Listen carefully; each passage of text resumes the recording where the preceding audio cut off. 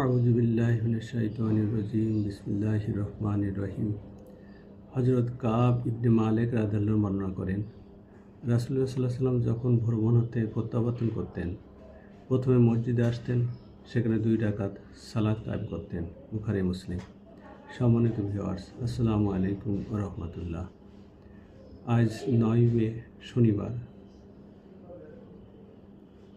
26শে বৈশাখ 1433 বঙ্গাব্দ এবং 21শে জিলকদ 1447 হিজরি।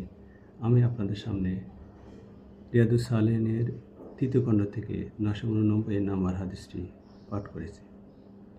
এই হাদিসে রাসূলুল্লাহ সাল্লাল্লাহু আলাইহি ওয়াসাল্লাম ভ্রমণ থেকে প্রত্যাবর্তন করে মসজিদে 2 রাকাত নফল নামাজ আদায় করতেন।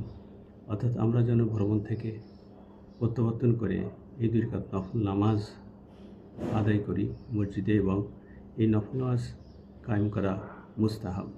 আল্লাহ পাক আমাদেরকে এই হাদিসটি স্মরণ রাখার এবং সে অনুযায়ী আমল করার তৌফিক দিন। আমিন।